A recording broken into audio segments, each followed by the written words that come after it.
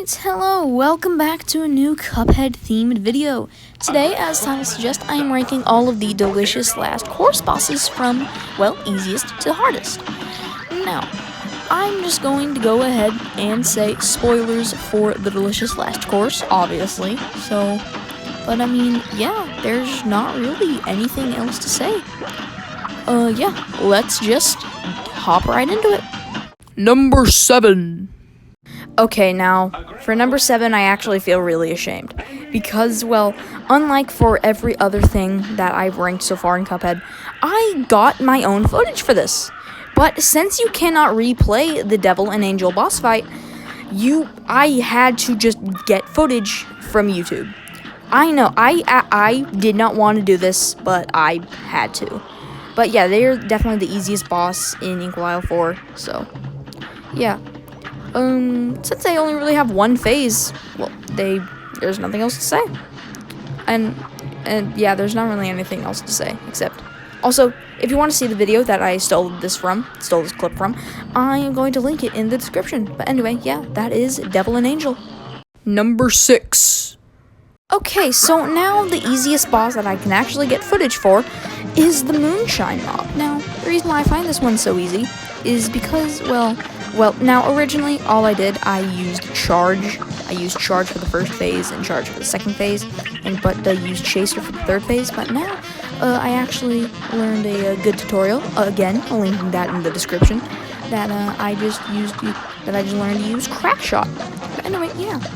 Now that I can actually do this, the easiest phase for this definitely has to be the second phase. Now, because it only really does one thing, and after a while, the little music lasers get pretty easy to avoid. Now, the hardest phase is honestly kind of a difficult one, because I mean, first phase and the third phase are relatively, in my opinion, the same difficulty, but I'm gonna pick the third phase mainly because of the fake knockout. Yeah, so make sure just make sure if you are planning to play the DLC, make sure to watch out for the fake knockout. So that might get you. But anyway, yeah, that's the Moonshine Knob. Number 5. At number 5 is Esther Winchester. I hope I'm saying that right. Now, I had a bit of a trouble whenever I first played this, but I then played it some more and got better at it, so it's number 5. Yeah, so in my opinion, the easiest phase, this also was a hard one, because I mean, all of the phases are kind of are kind of like medium difficulty, but easiest phase definitely has to be the second phase, mainly because I get through it so quickly. Well, okay, so this is what you have to do for the second phase. If you have saved up your super for the first phase, well, just keep on shooting her until you get that super, and then just bomb her, and then it's pretty easy to watch out for the cash that comes out of the saves.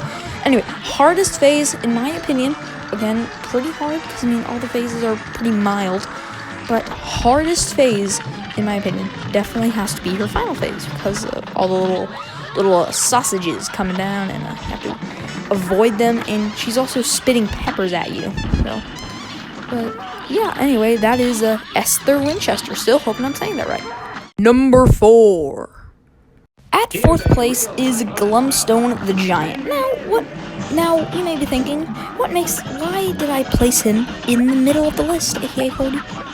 I was about to say 40th, but, yeah, anyway, what did he do to me that made me put him here? Mainly because of his second phase, and I mainly couldn't beat this just for a while. So I know a lot of people probably found this to be probably the easiest boss, but I found it to be quite moderate, to say the least. But anyway, easiest phase, definitely his final phase where you just get eaten and have to shoot his stomach. I just shoot it with Chaser. Yeah, hardest phase, like I said, his second phase with the little King Dice and Devil puppets with the ball, and not to mention the gnomes that are popping out of the ground. Mainly the gnomes. If the gnomes weren't there, I'm sure this would be probably 4th. Maybe I could switch this out with Esther Winchester. But anyway, yeah, that is Grumstone The Giant. Number 3.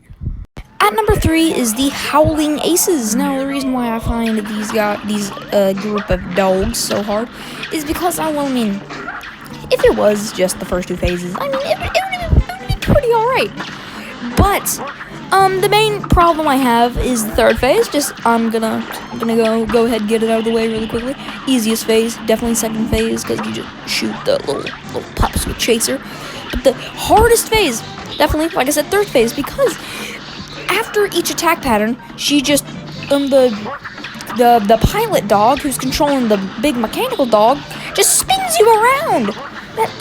And in my opinion, that's just kind of annoying. That's like, if that wasn't there, this would probably be like the easiest fight. Easier than Devil and Angel? Probably? Maybe? Actually, a little bit harder. But yeah, the final boss, well, the final section is definitely what makes this level hard for me. So yeah, that's why it's number 3. But anyway, yeah, that is the Howling Aces. Number 2. At 2nd place is Chef Saltbaker. Now, the reason why, now this may come as a shock to you because it's not number 1, but yeah, the reason why I'm pretty sure it's obvious why I find Saltbaker so hard is because, well, he has a lot of things going on at once, at least in his 1st phase, which I should say, hardest phase, definitely 1st phase. And I'm also going to say which attack I think is the hardest, which, in my opinion, it is the limes, because, well, sometimes they can be tedious, and I can't really get a good strategy to try to beat them, but it's, in my opinion, for me, it feels like it's just RNG, but yeah, anyway, easiest phase definitely has to be his 3rd phase, because I would say 4th phase, because it lasts like 5 seconds, but mainly because you have to get onto the platform, which whenever I first got to the 4th phase, like a couple times in my first playthrough, I just could not get to one of the platforms for the life of me, literally, in Cuphead. So yeah, but yeah. Also, I like this boss. This may be my favorite boss of the Isle, mainly because of the way he just murders those poor ingredients that we spent so long getting. It took me only 2 days. But yeah, anyway, that is Chef Saltbaker. But anyway, and also let's move on to numero uno. Number 1. If annoying, unfair, and random was a boss fight, this would be the definition, aka my pal who I hate a lot in Mortimer Freeze. Now, you do not know how many times I played this boss and I got only 1 hit away from beating it. Hint, it was 3 times. But yeah. So yeah. But anyway, and so one thing that I find funny with this, all the hard bosses in Cuphead, at least to me, I do in the quickest time. In fact, whenever I was getting footage for this, I beat it in less than 2 minutes. So, yeah. But yeah, easiest phase was a hard decision, but I have to go with the 3rd phase, with the flying. Mainly because I find it easy to avoid most of his attacks, except for the flying eyeball move. The little bucket attack it's like okay, but and the the freeze attack with the cones are pretty easy.